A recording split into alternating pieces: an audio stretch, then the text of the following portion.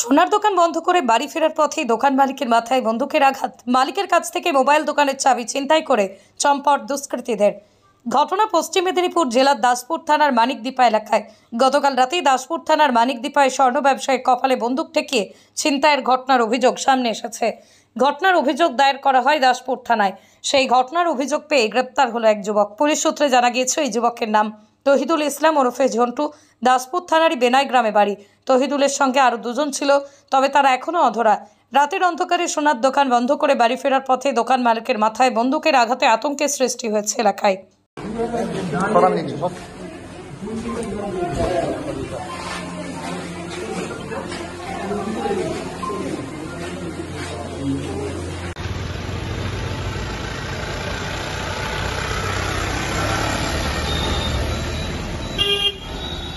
কি ঘটেছিল? আমার দোকান হচ্ছে তিব্বতী জুয়েলার্স, হরিপুর বাস স্ট্যান্ডে। প্রত্যেকদিন 8টা-10-এ দোকান বন্ধ করে যাই। সেই টাইম মতো দোকান বন্ধ করে বাবলাতলা রোড দিয়ে আমি যাচ্ছিলাম।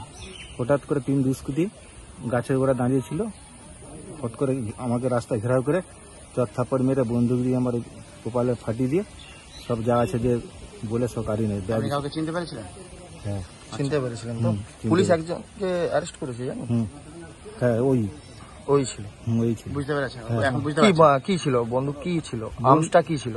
এটা ছোট বন্দুকের মতো আর্মস। কে ওটা দিয়ে মেরেছিল? ওইটা প্রথমে বন্দুক দিয়েছে, যা আছে সোনা দানা সব দিয়ে, নাহলে তো গুলি করে দেবো বলে আমি বলি আমার কাছে কিছু নেই। বলতে সঙ্গে সঙ্গে আমাকে বন্দুকের ডাঁপ দিয়ে এখানটা মারলো, মেরে ডিপ হয়ে গেছে। আমি সকালবেলা সঙ্গে সঙ্গে রাত্রিতে ট্রিটমেন্ট করলাম। করার পর বড়বাবুরা গেলেন, ওনারা দেখছে। কি নিয়েছেন আপনার কাছ থেকে? নিয়েছেন আমার কাছে মোবাইল নিয়েছে 20,000 টাকা দামে, আর ব্যাগের তিজোরির চাবি, চশমা ছিল, মানিব্যাগে কিছু টাকা ছিল। নিয়ে নিয়েছে। আপনি লিখিত অভিযোগ তো জানিয়েছিলেন? লিখিত অভিযোগ জানিয়েছি। আপনার নাম? আমার নাম অমিত রাউত। আপনার বাড়ি? বাড়ি মানিকদীপা। এই যে কয়েক ঘন্টার মধ্যে পুলিশে ধরলো, কি বলবেন? পুলিশ ভালো কাজ করছে। পুলিশ মোটামুটি ধরে আসামিকে ধরে আমাকে দেখিয়েছে, আমি চিনতে পারছি। ব্যাস, খুশি? হ্যাঁ। ওই রাস্তায় কি এর আগে এরকম? ওই রাস্তা আগেও অনেকবার হয়েছে। এটা বন্ধ হওয়া দরকার, এটা চাই। এটা বন্ধ হওয়া চাই, দরকার আমাদের। বলছি, তুমি আর্মস ঠেকিয়ে লোকের কাছে চিন্তাই করো? হ্যাঁ, কতদিন ধরে করছো? কজন আছে তোমার সাথে?